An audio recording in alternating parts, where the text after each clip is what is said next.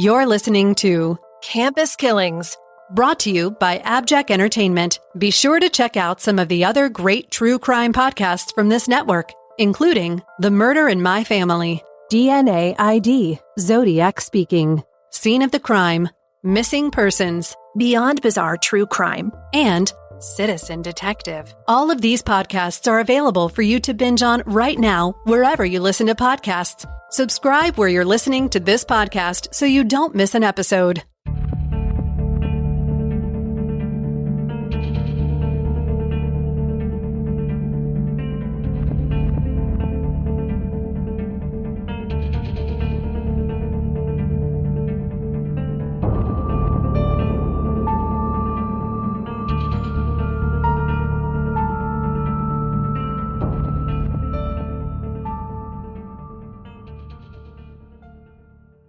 This episode takes us to SUNY Albany, where a young girl mysteriously goes missing without a trace. Suzanne Lyall was born to parents Doug and Mary Lyall on April 6, 1978. When she was born, the Lyalls already had 12-year-old Stephen and 9-year-old Sandy. Suzy, who was the baby of the family, was absolutely adored. She was especially close with her brother. The family lived in Ballston Spa, a small town of 5,000 in Saratoga County in upstate New York. Even as a young child, it was evident that Suzy was smart, exceptionally intelligent, in fact. Her parents called her a brainiac. She got straight A's all the way through high school without even trying too hard. Suzy was very quirky. Some described her as a computer geek, and she was the artsy type. She wrote a lot of poetry, even jumping out of running showers to jot down her thoughts in a battered spiral notebook. She also loved to sew, and she bedazzled a lot of her clothes with sequins and a glue gun. She was very comfortable being alone, and she was an introvert who did not seem to seek out the company of other kids her age. Many called her an old soul, but she wasn't depressed or moody. She was very happy. She was always smiling. She was very genuine. Suzy's first love was computers. She was a whiz at them. As a child, she would disassemble and rebuild her computer. She would also help her teachers figure out their own computers. She would help to work on the school systems. Suzy had a knack for it, and the world of computers became kind of a refuge for her. She was not unhappy or lonely, although she had few friends. She just completely immersed herself in the online world that was growing at a rapid rate in the mid-1990s. In high school, she was already connecting with people in chat rooms online. This is not as dangerous then as it is now, right? It's a little bit of a red flag now if people are meeting people in chat rooms, but back then it was really just a community of like-minded people. So she was getting together with fellow techies. They would share ideas. They would game together. They would discuss their computers' gigabytes or whatever people into computers discuss. Suzy decided that she wanted to pursue computer science as a career. When Suzy was 16, her computer friend Mike told her about a local group that met regularly at a nearby Denny's. It was a computer club of sorts.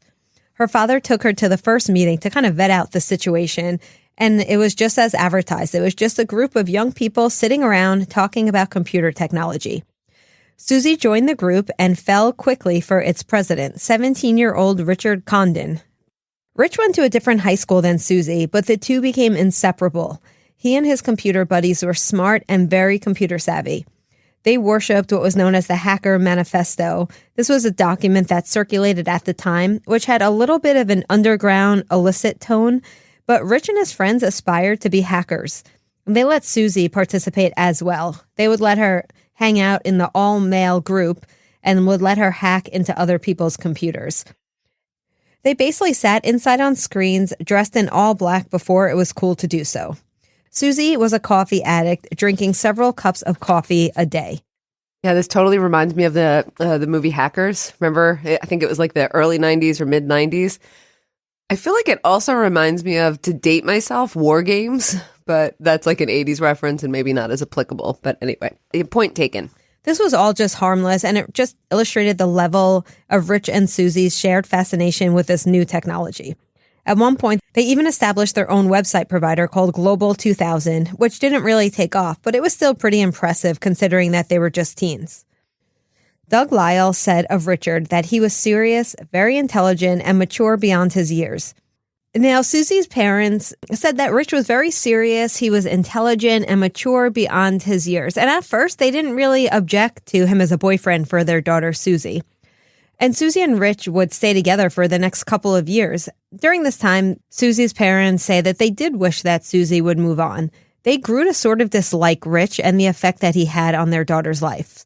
The two teens had developed something of a codependency. They would spend all their free time together, or they would be online interacting with each other. They also interlinked their computers so that they could chat virtually, and they basically knew where the other was at all times. I see why this is concerning to her parents. Yeah, I do too. And Rich was the dominant one in the relationship, although I want to make it clear that there is zero evidence of any abuse in the relationship. But he was the dominant one, and these two they were both codependent. Rich enrolled in a local college and continued to live at home while he attended classes. He and Suzy continued to date all through her senior year. The next year, it was time for Suzy to go to college. Her parents wanted her to go to the State University of New York at Oneonta. This was about 2 hours away, and they preferred her to go there instead of the much closer SUNY Albany. And this was because they wanted to extricate her from the relationship with Rich. And they felt that it would be healthy for her to get some distance. Now, Mary and Suzy butted heads over this repeatedly, but in the end, the parents won out, and Suzy enrolled at SUNY Oneonta. And Suzy pretended to give Oneonta a chance, but she actually didn't. Instead of immersing herself in the college experience, or getting to know her roommates, or enrolling in clubs, Suzy did the bare minimum in terms of going to classes, and then she would spend the rest of her time at Rich's house. In fact, Rich's parents would drive to Oneonta and pick Suzy up every weekend and bring her back home so she could spend the weekend with Rich. Missed this part, but how far away was Oneonta? Do you know? It was about 2 hours away, so we're talking about a 4-hour road trip. Oh, wow. We're talking about a 4-hour round trip. And That's this is because Suzy never got her driver's license. So, driving was not really her thing. She had a terrible sense of direction. And she just never really looked. She was never interested in getting a license. The bigger issue was that Suzy hid all of this from her parents. They did not know that she was going to his home every weekend. They had finally found out one weekend when her mom's grandmother passed away, and they had tried to reach Suzy all weekend to no avail. Now, despite her parents' disapproval of this whole thing, the pattern continued for the entirety of Suzy's freshman year. Suzy told her parents that the computer curriculum at Oneonta was not challenging enough for her, and she told her mom that basically she could teach the classes herself and she wanted to transfer. But really, her parents thought that she just wanted to be closer to Rich, and it had nothing to do with the curriculum. Regardless, Suzy made arrangements to transfer to SUNY Albany for her sophomore year. Rich didn't go to school there, but it put her much closer to him, and he spent all of his free time in her room with her, or she would go to his house. Suzy had a part-time job at a local computer store, and she would take the bus between her dorm and her place of employment, which was Babbage's Software. It was a local tech chain that was located in a nearby mall. Her boss at Babbage's knew Suzy pretty well and described her as friendly and helpful, someone who enjoyed chatting with customers about the products they carried, and she would often arm wrestle and banter with her coworkers. Suzy also held down a second part-time job in Troy, which was about 10 miles away. Here she would transcribe medical textbooks onto CD-ROMs. Now, this was a tedious technical job, but she needed the money, and she worked hard. Rich and his gaming buddies often hung out at Babbage's store with Suzy, along with some of her coworkers. She and Rich continued to be inseparable. Suzy's parents really started to resent Rich, finding him cold, impersonable, and lacking in social graces. He held strong opinions, and he often voiced them, and they felt that Suzy was becoming more and more like him. Now, Suzy was busy. She was working 2 part-time jobs, she had a full-time course load, and she was struggling, as anyone would. The schoolwork was much harder at Albany than it was at Oneonta, and Suzy was in danger of failing a couple of classes. It sounds like she was in danger because she's spending just, way too much time doing other things besides studying. And I understand the need to work in school too, but it sounds like it was the relationship that was really the problem. I agree. She was very stressed come midterms in the second semester of her sophomore year. Now, at this time, she was living in a large dorm complex on the SUNY Albany Uptown campus. She had some female suite mates, but her roommate left school after the first semester, so by second term, Suzy effectively had a single. Mm. Suzy was someone who thrived on routine. Her daily life was full of predictable patterns: school, work, meal, computer club meeting, coffee, repeat. I mean, she was in touch with her parents every day. She did not party. She didn't hang out with her suite mates in her dorm. She didn't really do anything whimsical or spontaneous. She was very predictable. She just wasn't someone who would go off script. And now, a brief word from our sponsors. In the beginning of March in 1998, it was midterms week at SUNY Albany. And as we said, Suzy was in a little bit of a hole academics-wise. Over the weekend, Suzy went to her part-time job at Babbage's software store, and she told her boss that she was really nervous about her Monday midterm, which was her most important one. On Monday, March 2nd, Suzy took her midterm exam as scheduled. That afternoon, she took a bus from the bus stop right on campus near her dorm to the mall where she worked. Now, this was a city bus, but it had stops on the SUNY Albany campus. Suzy still did not have her license, and she routinely took this bus to and from work. When she arrived for her 4 o'clock shift at Babbage's, she told her boss that her exam had gone okay. She put her name tag on and went to work, helping customers, unboxing merchandise, placing sales tags on items, just a normal workday for her. Garland later reported that Suzy seemed totally normal, although perhaps a little tired, but this is understandable if she had stayed up late studying. Suzy's shift ended at 9 p.m. and she clocked out and left the store.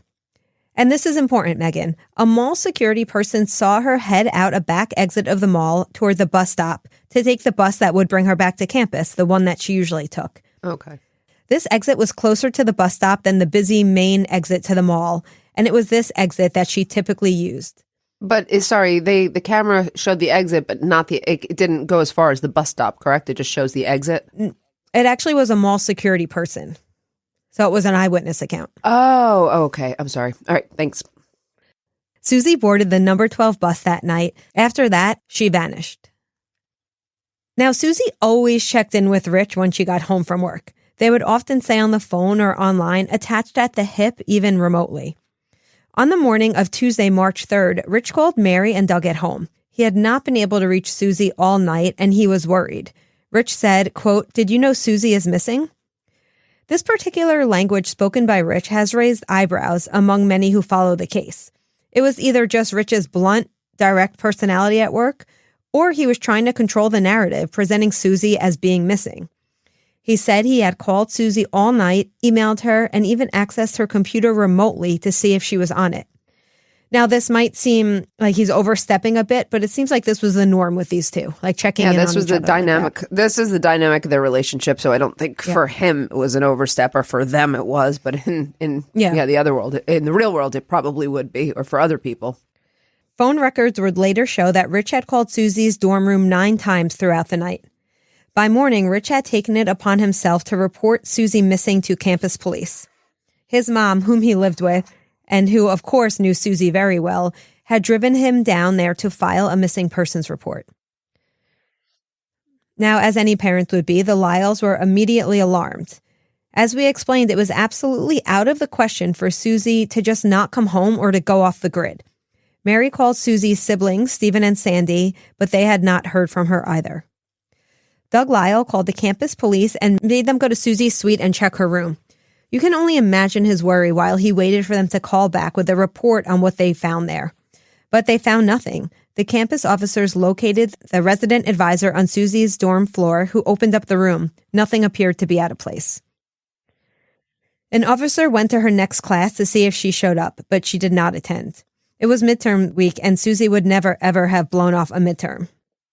Amy, where's the bus stop that drops her off? Did you say?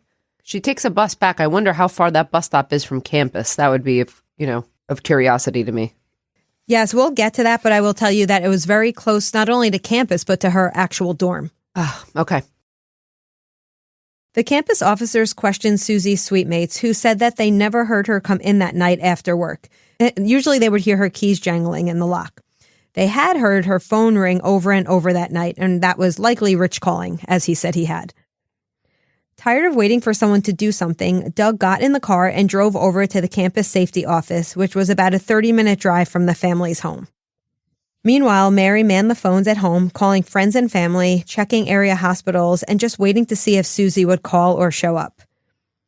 Campus police went through the motions, but generally they did not take Suzy's disappearance seriously.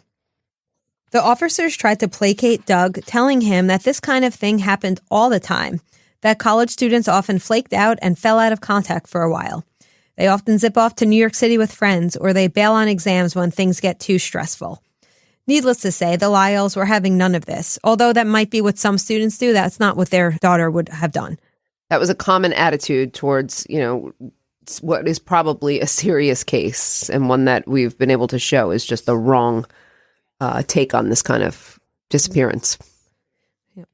Now, Doug refused to leave. He sat in the security office glaring at the campus safety personnel to try to light a fire under them. He was angry that they were not taking it more seriously. Meanwhile, Rich took it upon himself to head over to Babbage's as soon as it opened to try to figure out whether Suzy had shown up for her shift the previous day, and if so, perhaps they knew where she went afterwards. Her boss at Babbage's consulted with the night supervisor who was on duty when Suzy left on Monday night. He said she clocked out at 9 and he didn't see where she went when she left the store, but that she usually went out the back way, a shortcut to the bus stop. He says he didn't notice anything unusual about that evening. Eventually, thanks to the persistence of the Lyalls, the state police got involved in the case. And this is when it started to become apparent that Suzy hadn't just taken off on a whim. The state police were able to track down the number 12 bus driver who drove that route that night, and he remembered Suzy, who was often on his bus. He said he was fairly certain that she got onto the bus that night, but he didn't remember specifically if she got off the bus. But he did know that when the bus arrived at the final stop, she was certainly not on it. So I think he's just saying he doesn't remember seeing her get off, but there's no reason to believe that she's stayed on. Right. The investigators located a dorm mate of Suzy's who had some information. Now, this girl, a student who had not been named, actually lived on the same floor as Suzy, and she was very familiar with Suzy. They had shared a tiny 2-stall dorm shower room. The two girls often found themselves on the same shower schedule. This young woman was adamant that she saw Suzy on the night that she vanished. She was interviewed multiple times and never varied her story or waffled. She said she was 100% certain that she saw Suzy getting off the bus at the stop right near their dorm. This woman was herself getting on the bus to go to the downtown campus, and the two passed as Suzy got off and she got on the bus. She says this was around 9:40 or 9:45 p.m. And this fits exactly with the timeline that Suzy would have followed according to her normal routine after work. So now we have the bus driver confirming Suzy got on the bus, and we have an eyewitness confirming that Suzy got off the bus at her normal stop. So then what happened to Suzy after she got off the bus? Now there were two choices. Either she walked away toward her dorm, or someone picked her up in a vehicle and drove her away.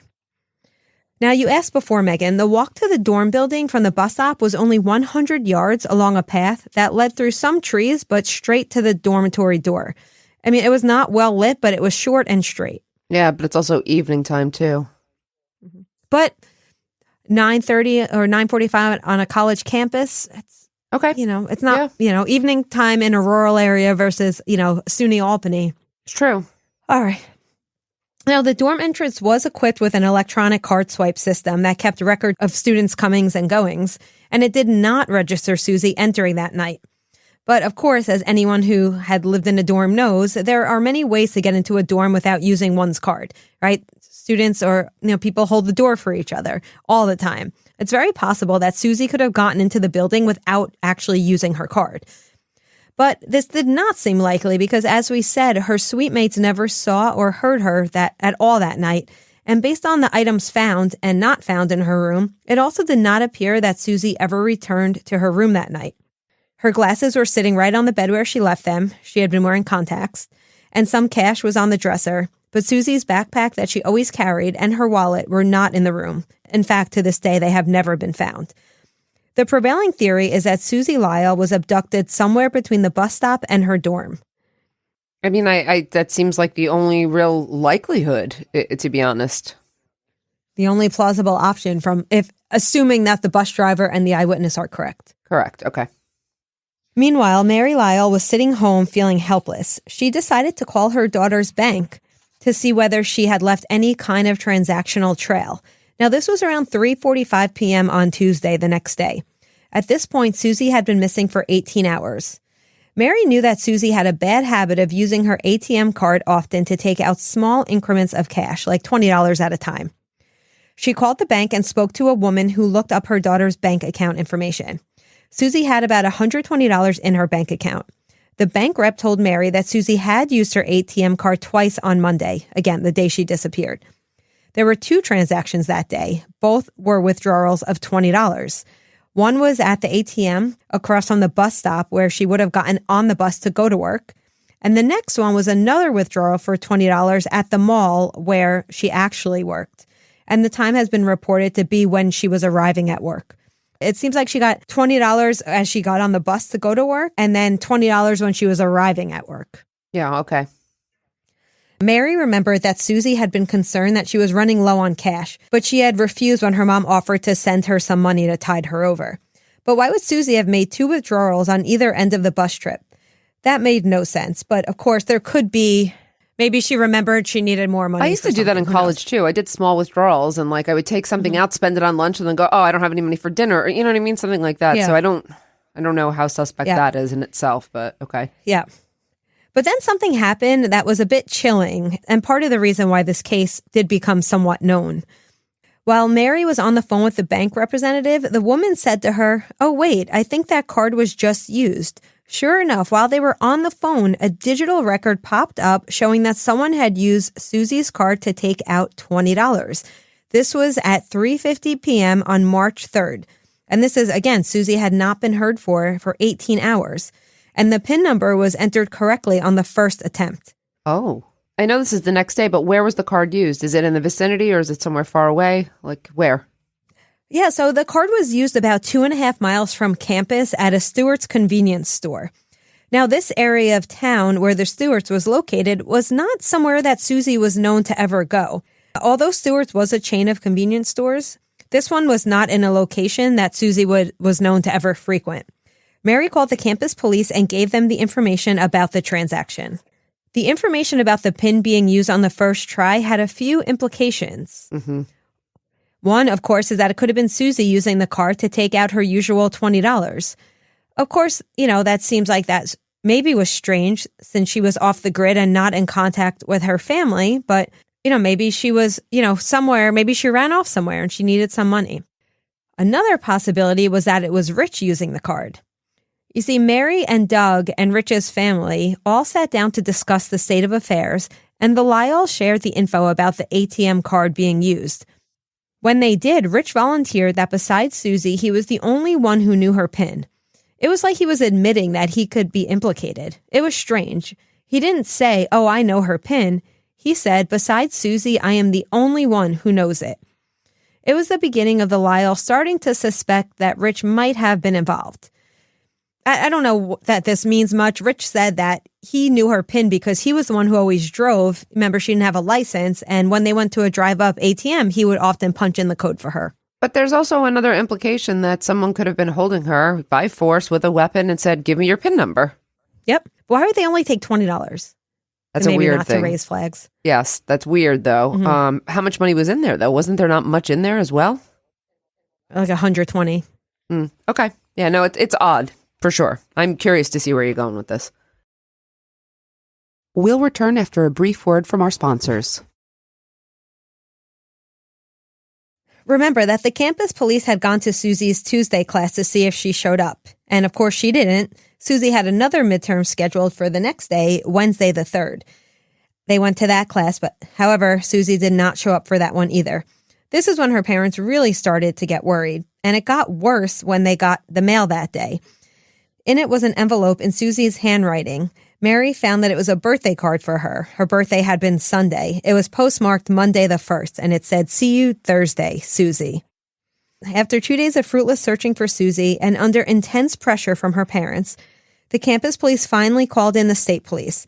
They took the case seriously from the outset and came in and did all of the stuff that really should have been done in the beginning. Mm-hmm. The state police were the ones who spoke to the bus driver. They're the ones who figured out that Suzy's key card had never been used to access her dorm that night. They also conducted grid searches of the campus and the surrounding areas. They brought in divers to search nearby ponds on campus. They see Suzy's computer. There was seemingly nothing relevant on there, although they did note that Rich could access it remotely, but we knew that already. Yeah.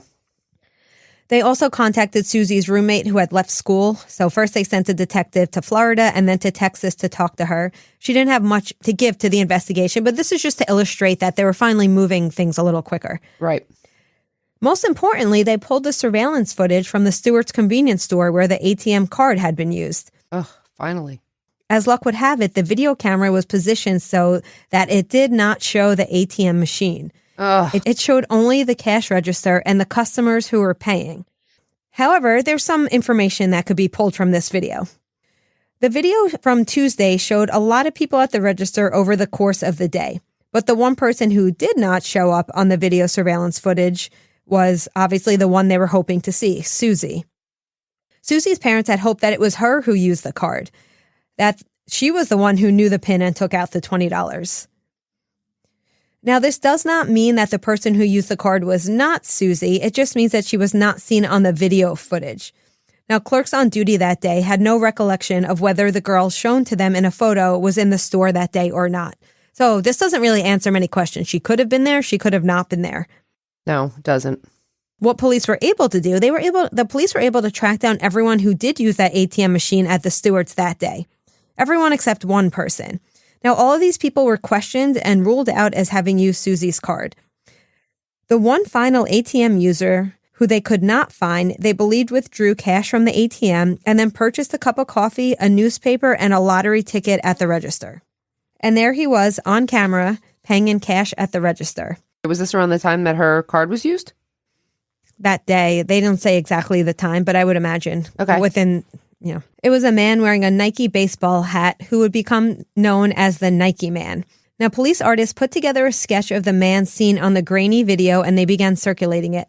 The Condon family, that's Rich's family, they paid to have billboards all over town featuring Suzy and the image of the Nike Man. And eventually the Nike Man contacted the state police and said that, hey, that was me at the store that day. This guy's name has never been released publicly because he is not a suspect, but he had a tough time. The police discovered that he was a cook in the dining hall at SUNY Albany, where Suzy went to school. Keep in mind, it's a huge school, though, so there's a good chance these two never cross paths. I know SUNY Albany, Amy, just so you know, because I applied to it. You did? Yes. When I was considering going to a state school, it was one of my top choices, so I actually know very well. Oh, I did not know that. That's because it was about 100 years ago, so... The other thing that piqued the interest of the police is that Nike Man had been convicted of a violent rape in the Troy area in the 1980s and had served some time in prison. Oh, yeah, so that's a big red flag here. Okay. Because of these two pieces of information, the police interviewed Nike Man many, many times. They watched the tape of him at the convenience store. Apparently, he had paid for his coffee, paper, and lottery ticket with a handful of $1 bills. There's absolutely no indication that he had used Suzy's ATM card to take money out. And he also had an alibi for the night of her disappearance. As such, Nike Man was cleared. Dead end. Okay. I had a feeling we were going in that direction, but okay. Yeah. Suzy's family offered a $15,000 reward for information about the disappearance of their daughter. Remember that we said the police conducted a grid search of the area of the campus around her dorm and the bus stop? Yes. Well, they claim that they searched the whole campus, which is over 300 acres. But when they initially searched, there was a lot of snow on the ground. I mean, it's Albany in March, after all. Right. And there had been a big snowstorm right after Suzy disappeared. In May, there was a development as the snow melted. Oh, no. No, it's okay. It's okay. 2 students were walking on the street right near the bus stop where Suzy was last seen, in the heavily trafficked visitor parking lot. And there, sticking out of a small pile of sand, sand and salt are used to melt the ice, so, that kind of sand, there was an ID card. It was a Babbage's employee card, the kind with a pin on the back so that it could be pinned onto clothing. It looked a little weather-beaten, and the pin was rusted, but the name on the card was Suzy L. Okay, so this seems evidence that she did make it off the bus to campus. Yes, but Megan, it was found 30 yards in the opposite direction of the path that Suzy would have taken to her dorm. Okay. I mean, of course, it could have been moved by a snowplow in the 2 months since Suzy had vanished, Or she could have gotten off the bus and headed to the library, which was in that direction. Maybe she dropped the card. There's a lot of reasons why the card could have been there. But Mary says that Suzy would never do that. Suzy preferred to study in her room, and Rich backed this up. Something that makes this more strange is that this was not Suzy's current Babbage's card. This was the 1997 version. In 1998, the company had replaced the PIN cards with lanyard IDs. Now, the finding of this card raised a lot of questions as to whether Suzy had perhaps gone to the visitor's lot to meet someone after she got off the bus. And guess who told police that he sometimes picked Suzy up there after work? Her boyfriend, Rich. Yeah, but Rich told police repeatedly that he did not meet up with her that particular night. And then Donna, his mother, said, something occurred to her. She says that she claimed that she was very safety conscious, and she said that she had given Suzy a safety tip about a year earlier. She recalls telling Suzy that if you're ever abducted, drop a personal item so the police know you were there. Now, is it possible Suzy had the old ID in a pocket and managed to drop it? But of course, that begged the question, well, then who was she abducted by? Mary Lyall agreed that Suzy was very careful and that she would have screamed if someone attacked her. She said she knew to yell to attract assistance from people nearby. Yeah, but you can't also, we've talked about this. Someone could be totally petrified and not make a noise.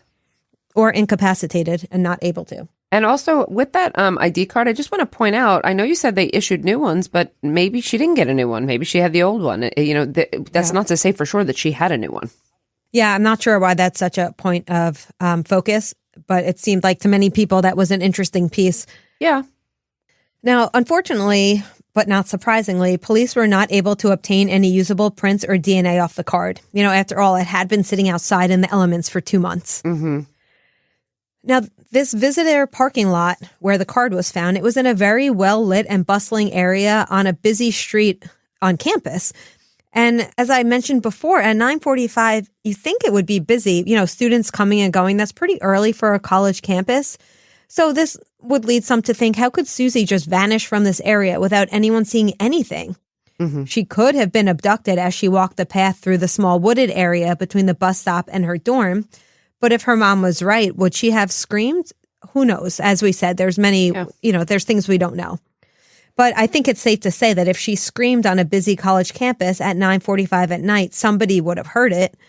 So then that begs the question, did she get into the car with someone willingly? So that could have been, instead of assuming a stranger abduction, it could be someone she knows. So if they're assuming it's someone she knows, and it seems like they're considering Rich, what do we know about him and their relationship? I know it was codependent, but is it also tumultuous? Is there fighting? What's going on with these two? Good question. So as I mentioned, they'd been dating for about 3 years before Suzy vanished. And to everyone, their relationship seemed committed and loving, but as I mentioned, some say codependent. And the Lyalls, having no one else to blame for their daughter's disappearance, they were looking at Rich. Mary in particular began to reflect on Suzy and Rich's relationship and remember that there were some rocky times, sometimes where she felt that Rich was a bit controlling and times where Suzy may have wanted to get out of the relationship. There was also potentially this one time where Suzy had broken up with him for a few days. So is it possible that Rich was more controlling than she had thought and maybe had harmed Suzy if perhaps Suzy tried to leave him? A lot of the information we gathered about their relationship came from the Upstate Unsolved podcast, who did multiple episodes on this case. Oh, okay. Mary recalled one incident when she saw Rich operating Suzy's computer drive remotely. He seemed to have full access to her entire life and the ability possibly to watch her from his own computer. Mary and Doug also felt that Rich was not as emotional about Suzy's disappearance as they would have expected. Well, they already don't like him, so I understand. They have an idea of what, this is almost, what's it called? It's like tunnel vision, right? Confirmation bias. Confirmation bias, right. Uh-huh. So this makes sense that they already feel this way about Rich given the information or how they felt about him before. Mary also recalled a time when she was in the car. This was about 2 weeks before Suzy vanished, and Suzy stopped by Rich's house and handed him an envelope. Suzy told her mom it was a Valentine's Day card, but now Mary wondered if perhaps it was a Dear John letter, and maybe it enraged Rich. Okay. But this is all total speculation. on Mary's part. Now, Rich was the one who reported Suzy missing, and he raised the alarm with her parents. I mean, could this have all been a ruse to make it appear that he was concerned and innocent? Who knows? I mean, police investigated his alibi. When asked where he was on the night of March 1st, he said he was at his parents' home. He was playing video games online with his friend Justin. His parents and his friend Justin confirmed this. But also the computer itself would confirm this too. I mean, there's got to be an online record here. That's interesting you say that. Remember, he was a computer guy, so there was kind of like a bot version that he could have programmed to play for him. But Justin said the moves in the game were similar to that of Rich, not the bot Rich. Okay. I mean, let's say Rich did this. It would have really required next level deviousness and planning for Rich to pull off being both places simultaneously. Recall, phone records confirm that the call from Rich's home phone to Suzy's dorm room that night, the 9 phone calls. So he had to be home to make those calls, not out somewhere disposing of Suzy's body, unless, of course, he had his parents in on this elaborate plan. I don't think so, though. Yeah, I agree. Now, the senior investigator on the case was James D. Horton, and he told the Times-Union, quote, "We felt immediately that Suzy was most probably a victim of foul play, and time has not helped to change our mind. In fact, it has made us feel even more strongly." Now, Horton got to know the families pretty well, and it has to be said that he found the Codins' behavior to be odd at best and suspicious at worst. There are several examples of Rich and his parents acting strangely. Now, it's a kind of behavior that can be totally innocuous. Some people might think is weird, or they could be hiding something. Obviously, we don't know which is which I don't think we have the right to judge it then. But here are some examples of things that came to light involving Rich that at least raised the question to some people as to whether or not he could be a suspect. Donna, Rich's mom, tried to make it appear that she was super close with Suzy, saying that she knew her better than her own parents did and that Suzy didn't really care for Mary and Doug. Now, this was not true, but Donna, for some reason, felt the need to undermine Suzy's relationship with her mom. Now, this doesn't point to guilt or complicity, but it does show a level to which the entire family was really vested in this relationship with Suzy. So perhaps they would cover for their son by providing an alibi? Some thought so. More along the same lines, Donna moved heaven and earth to enable Suzy and Rich's relationship. As we know, she picked up Suzy at Oneonta and brought her to their home. She also would drive them on dates, sometimes sitting at tables behind them. The Lyalls felt that she was somewhat overstepping her bounds and almost seemed hell-bent on bringing Suzy into their family. Now, perhaps she just really liked Suzy. I don't think this is much to think about. I don't know if it's evidence of a crime, but I will say she does seem a little overly involved. Yeah, she also wouldn't allow her son to speak with any investigators alone, even though her son was an adult at this point. Now, it's unclear, was she trying to protect her son from something? Was she just being overbearing? Something else that was discovered by Horton is that Donna and Dick, Rich's parents, they lived in separate rooms in the house. So Dick stayed in the basement and Rich had his own room. But when Suzy visited each weekend, Rich would give Suzy his room and he would sleep in bed with his mom. Some found that this to be problematic given that he was a 6'1", 200-pound adult male. I mean, it's weird, but again, not evidence of a crime. Yeah. Something else that was not normal is Rich's father seemed to have these like sightings of Suzy where he would call police and say that he saw her. And at some point they started to follow him, undercover cops, to see like what was going on. Rich's dad called in again and said, "I see her. She's sitting on a park bench." Little did he know that he was being surveilled, and the undercover cops saw exactly what he saw, and it was just a random woman who was about 80 years old who was sitting on the bench. So now, that's suspicious. I'm going to say everything else is a little odd, but I think that's suspicious and really odd. Well, listen, it's either he was delusional or these, quote, sightings of Suzy were a poor attempt to misdirect the investigation. Right. Now, Rich refused a polygraph, and he never spoke to the police alone, as I mentioned. His mom was always there. After a few months, he stopped talking to investigators altogether and lawyered up. In fact, the family all lawyered up in the fall of 1998 when they realized that they were under police scrutiny, and they did not at all speak to the media. Now, The home and vehicles were searched, and presumably they were processed for forensic evidence. But unless they found actual blood or Suzy's missing backpack, there was likely not going to be a smoking gun. I mean, everyone knew that Suzy spent a lot of time in their home and in their cars. So hair and clothing belonging to her would be expected. Rich Condon eventually married and moved on with his life. However, he still maintains the website he set up for Suzy, which contains a letter to whoever took her, Suzy's poetry, and photos of the couple. If you're interested, it's at darklight.com/Suzy, Suzy. And now, a brief word from our sponsors. So, I mean, it doesn't sound like he was definitely cleared, but he moved on. Are there any other suspects? Is this an unsolved case? It gets very interesting, Megan. Some say it's an unsolved case. Some say it's not. You'll tell me what you think, but there really aren't any other suspects in Suzy's case. And her disappearance is seemingly completely inexplicable. Really, other than the ID and the ATM card usage, police have nothing. However, there are many people with a theory. There are some who firmly believe that Suzy is a victim of Israel Keyes. Oh. A most mythical serial killer who died by suicide in jail in December of 2012. Now, we know very well the True Crime Bullshit podcast has done some tremendous work on Israel Keyes and particularly linking Suzy's case to Keyes. So we're going to lay out the evidence for you now and you can decide for yourself. Okay. So a little background for those of you who are not familiar with Israel Keyes and his MO. You teach about him, Megan? In serial killers, I do cover him briefly, but he's not someone that I do a deep dive on. So I am curious to hear a little bit more as it pertains, especially to Suzy's case, because I would not have thought of him. Many might not realize, but Israel Keyes was quite possibly the most methodical and calculating serial killer in U.S. history. Now, many of you may have heard of the kill kits that Keyes would bury around the country in preparation for crimes that he would commit years later.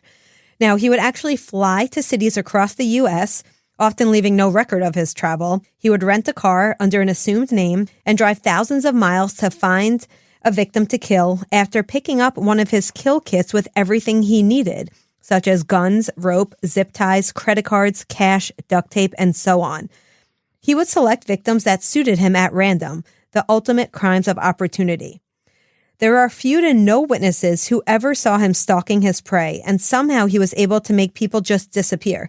He was like a phantom who swooped in, grabbed a stranger, and made off with them silently without a trace. As a result, his crimes are almost impossible to pin down, and we have no way of knowing how many victims he actually killed, much less where and when he did so. But in 2012, Keyes had been killing for years, and he started to come unraveled, and he screwed up in an uncharacteristic way. He abducted, raped, and murdered Samantha Koenig from a parking lot coffee hut in Anchorage, Alaska on February 1st, 2012. While he says he disposed of his other victims immediately, often in a different state than that in which he abducted them, he kept Samantha, storing her body in an uninsulated shed in his backyard. He left her there for 2 weeks while he went on a cruise with his long-term girlfriend and his daughter. When he returned from vacation, he dismembered Samantha's body and dropped the parts into a frozen lake through a hole he cut into the ice. Investigators found it, but only because Keyes told them exactly where to look. Now, before he killed her, Israel made Samantha give him the PIN to her bank account. After Samantha was dead, he sewed her eyes open and took a photo of her with a newspaper and used it to prove to her family that she was still alive. And then he extorted them for $30,000, directing them through hidden, mysterious notes to deposit the money into Samantha's account. Once they did, he went on the run, using Samantha's ATM card to make withdrawals as he moved across Arizona, New Mexico, and then Texas. And in a very rare slip-up, at one of those ATM stops, Keyes accidentally allowed a bit of his white Ford Focus to be captured on surveillance video. An all-points bulletin was issued, and Texas Highway Patrol pulled over a white Ford Focus matching the one seen on the video footage from the ATM. Inside the car, they found Samantha's ATM card and cell phone. Keyes was arrested and never saw the light of day again. But before he died, he spent months talking to the FBI. Right. I suspect I have a clue, but what does this have to do? What's the linkage between Keyes and Suzy?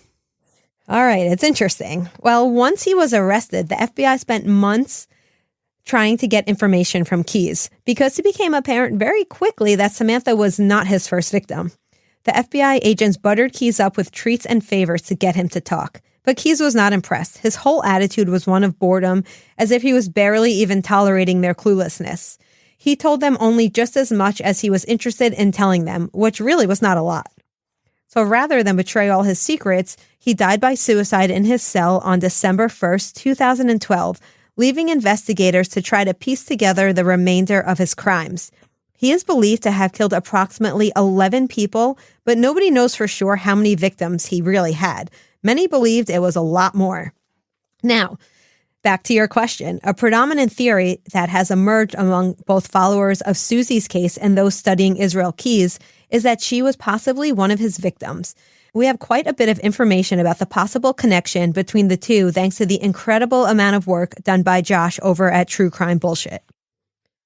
Israel Keyes claims that his first abduction was in 1997 when he was just 19.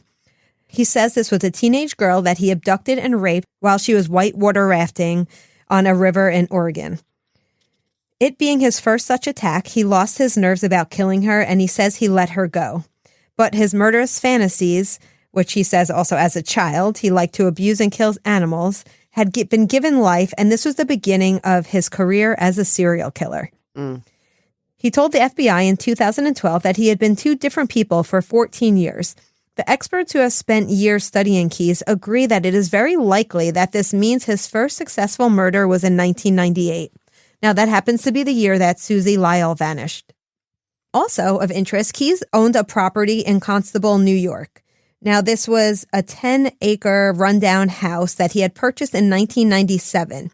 He was staying at this location during the time period in which Suzy was taken and was very familiar with the area, having spent time there as a child and as an adult.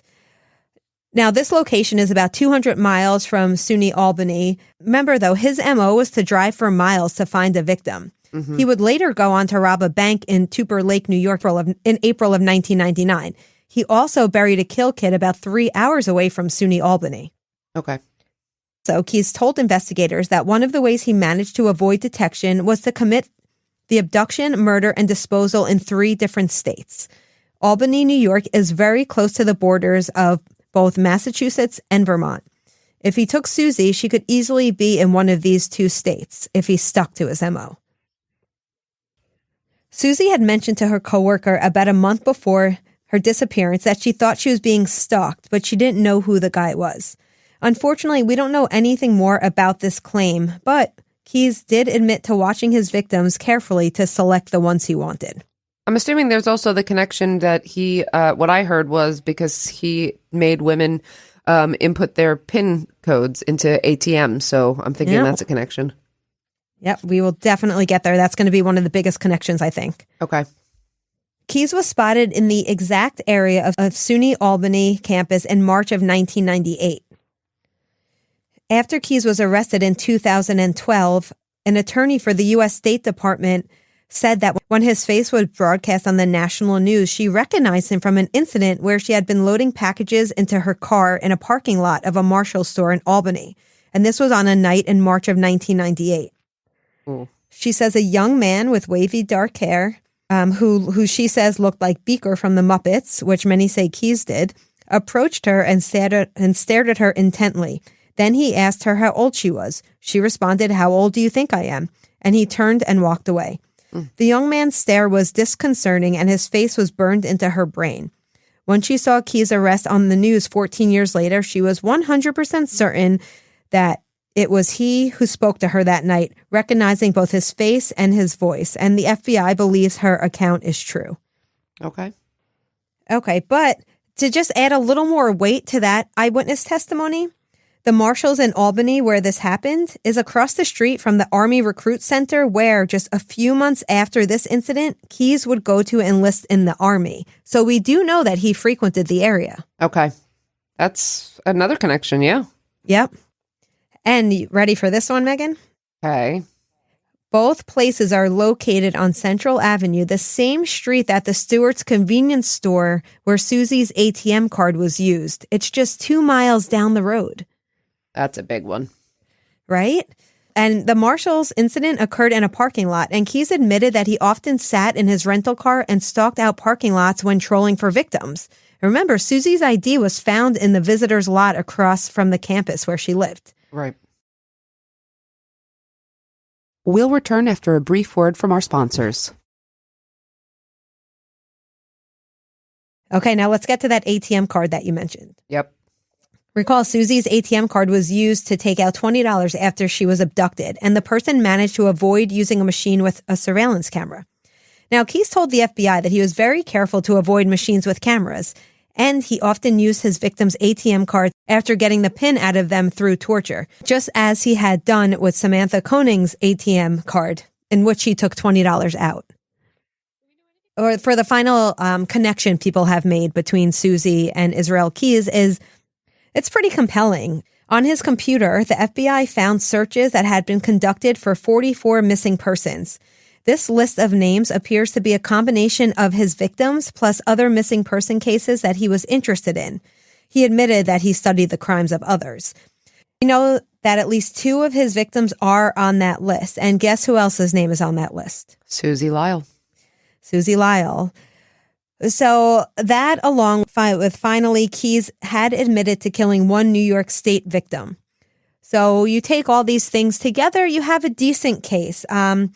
Of course, Megan, the statistical odds that the infamous serial killer Israel Keyes abducted and killed Suzy Lyall are very, very low, right? Of all the people in this country and Canada, because it's believed he had some victims in Canada, like, what are the chances that he grabbed any one specific person? You know, the chances are so low.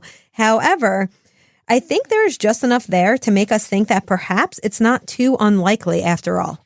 I agree. And what are the chances that she would be on his computer search? And I think there's enough to establish a potential connection, especially in light of, not having any other explanations or other suspects. Sadly, if this is the case, it is almost certain that Suzy Lyall will never be found. We know that Keyes went to great lengths to be sure that his victims were not located, and unfortunately, his secrets went with him to the grave.